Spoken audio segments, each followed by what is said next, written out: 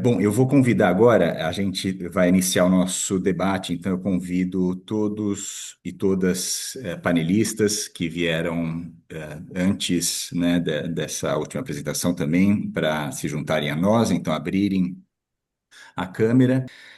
Bom, acho que para iniciar, a gente pode falar um pouquinho sobre o que foi amplamente apresentado aqui, né? Então, nós estamos, né? O Ronaldo também abriu a fala dele falando, né, desse momento singular em termos de cuidados com diabetes, né? E aqui nós estamos focando em diabetes tipo 1, né? Então, as- o potencial de mudar esse cenário, né? Então, um cenário que ainda é um tanto dramático, né? Como foi apresentado pela Vanessa, pela Carla no país, com uma redução da expectativa de vida de pessoas com diabetes tipo 1 de 25 anos, em média, né? Como mostra o T1D Index, né? Então, isso foi um choque quando chegou ao Brasil, né? O Cagliari também ajudou a trazer esses dados para o Brasil, né, há aproximadamente 2 anos, né, e a gente não tinha essa visão clara, apesar da gente já ter aqueles dados, né, como foram apresentados das pesquisas da Marília sobre, né, um terço de jovens, né, adolescentes até 19 anos, um terço já tinha uma ou mais complicação vivendo com diabetes tipo 1, né? Mas agora a gente vê que existem muitas possibilidades, né? Ao mesmo tempo, como trazer, né, essas oportunidades para a realidade, para o acesso dessa população? Eu acho que a gente poderia começar por um comentário da Carla Mello, né, pedir para que ela traga, né, ela que tem aí liderado através da Sociedade Brasileira de Diabetes, essa possibilidade de acesso a novas tecnologias, né, e medicamentos para pessoas com diabetes, né, e eu apresentei, né, Carla, no início, que mesmo os exames de laboratório, né, os exames de rotina, né, a gente vê que menos de 10% das pessoas têm tido acesso anual a esses exames, né? Que é algo tão básico. Né? Então, como você vê aí a possibilidade de acesso a tecnologias como o sensor de glicose, dado que o sistema ainda apresenta deficiências tão importantes e tão básicas, né? Então, o sistema de monitoramento contínuo, ou mesmo agora esse exame para anticorpos, né, que é um novo paradigma tão interessante, tão importante que o Cagliari apresentou, para que a pessoa não receba o diagnóstico na cetoacidose, né, e possa se preparar e possa estar ali melhor, é, melhor, né, com melhores condições de receber esse diagnóstico, né, e se cuidar antes de um evento tão dramático como a cetoacidose. Bom, Mark, posso comentar? Por favor. Nós temos diversos Brasis, infelizmente. Né? Um Brasil que se divide entre saúde pública e saúde suplementar, né, com diferenças enormes, principalmente em relação ao acesso. Acho que nós estamos melhorando o acesso no SUS, isso não há dúvida, né? Não quer dizer que nós estamos no ideal, não, mas isso está melhorando. Ponto. Né? Ainda temos muitos passos a serem dados. Né? Quando você pergunta em relação ao acesso, é tão absurdo, né, Marca, essa questão dos exames serem pouco realizados por pessoas com tipo 1, com tipo 2, que a hemoglobina glicada é uma das metas, né? É um dos indicadores. No meu entendimento, o indicador deveria ser já o nível da hemoglobina glicada. Não. Pela situação que você mostrou, o indicador é a solicitação e a realização do exame. Então, sim, temos muitos passos ainda a serem dados, porque, infelizmente, nós temos vários Brasis que se dividem na região do país onde você reside e a classe social que você pertence. Então, para mim, esses são critérios completamente, enfim, que não deveriam existir. Somos todos iguais, independente da classe social e o lugar do país onde moramos, né? Eu já posso emendar aqui, Mark, numa resposta para Ana Paula. Ana Paula, obrigada pela pergunta, Ana Paula Porto, sobre a questão do processo de educação. Né? Processo de educação eu também divido em dois, para profissionais de saúde e para pessoas com diabetes. Tá? Não adianta o profissional estar capacitado se a pessoa que faz uso de insulina, que mede a sua ponta de dedo, que faz, enfim, tudo o que tem que fazer, se ele não souber as atitudes que ele precisa tomar no dia a dia para ter uma vida full, né, uma vida com qualidade, como muitos de nós que estamos aqui e que temos diabetes tipo 1, temos essa qualidade. Óbvio que isso é atrelado a comportamento, a rotina, e essa rotina vem com o processo de educação. Então, Ana Paula, eu lhe digo que eu estou feliz no momento que a gente está vivendo, porque hoje, por conta da migração da insulina humana NPH para o análogo de insulina de ação prolongada, a glargina, têm sido realizados esforços grandes, de fato, né, concentrados, principalmente com as EMS e Secretaria de Atenção Primária à Saúde, junto com a SBD, porque tem muita gente da SBD participando disso, e nós estamos, sim, capacitando os profissionais de saúde. E, gente, eu estou falando de 5.571 municípios. É muita gente a ser capacitada. E o pior, né, Mark? Existe um turnover muito grande dessa população de profissionais da nossa atenção primária à saúde. Mas os objetivos existem para a gente vencê-los. Então, sim, Ana Paula, estão sendo capacitados os profissionais de saúde da atenção primária à saúde em insulinoterapia, que é talvez a seara mais difícil, a prescrição mais difícil de ser feita e de ser seguida. Então, vamos em frente, educando todos que precisam dessa educação, profissionais e pessoas com diabetes.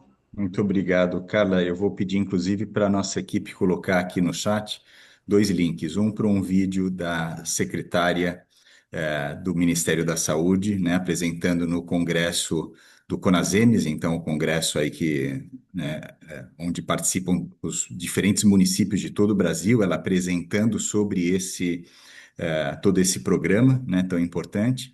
E também vou pedir para a equipe que coloque no chat o link para o nosso evento no dia 14, então, né, em menos de 2 semanas, 14 de agosto, que vai ser um evento de gestores para gestores e interessados, né, e que vai ter uma das apresentações exatamente sobre esse programa, né, de análogos de insulina na atenção primária. Bom, eu vou passar agora para uma pergunta para o Cagliari, por gentileza, que é a seguinte: se a Deise Santiago trouxe a pergunta se os exames, né, que são feitos, então, né, para, digamos, precoces, né, então, essa detecção precoce potencial de diabetes tipo 1, eles são só de anticorpos ou podem ser também testes genéticos?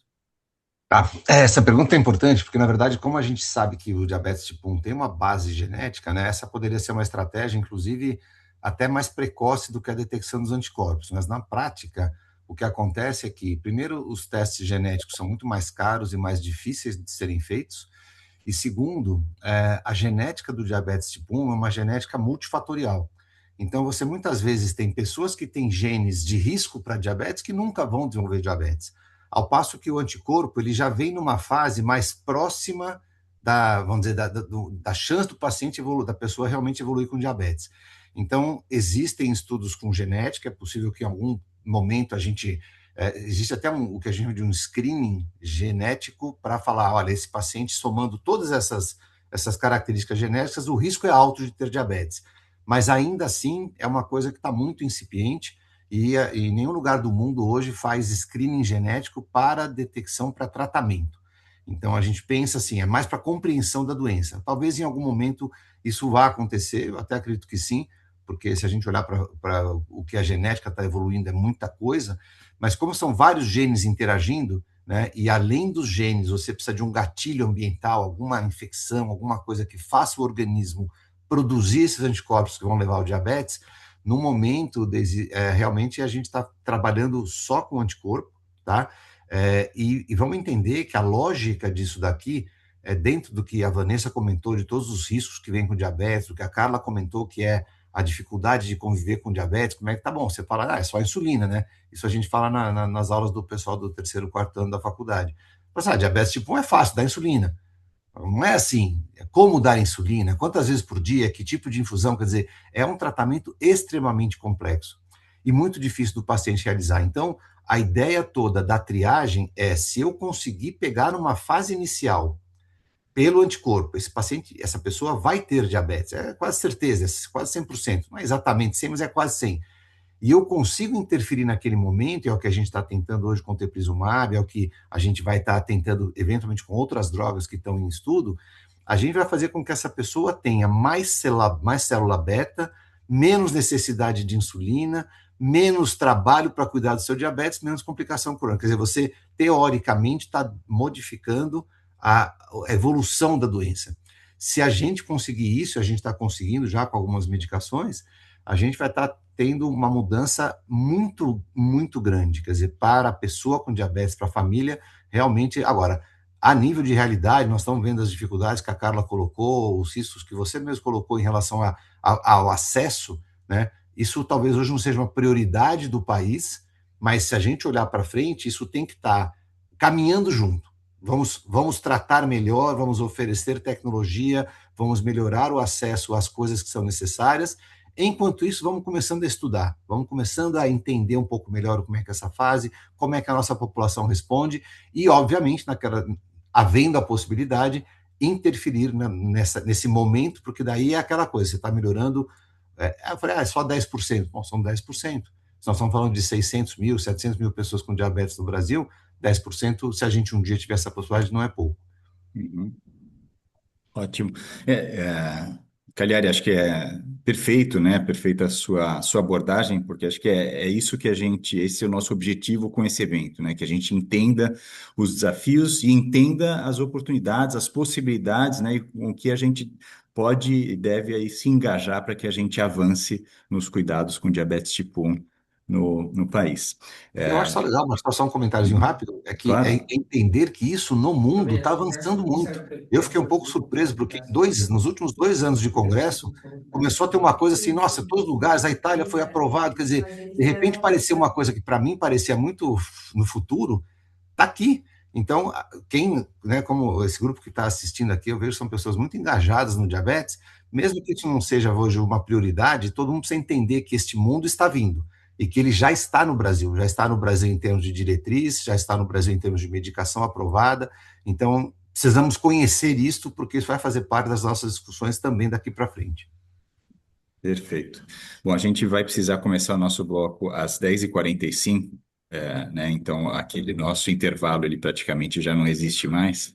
Mas antes de fechar esse bloco, tem uma pergunta aqui que acho que o Leonardo poderia rapidamente nos ajudar a responder, que é a seguinte: vocês enxergam que a NPH irregular sairão de cena em um futuro breve? Olá, Mark. Me escuta bem? Sim. Uhum.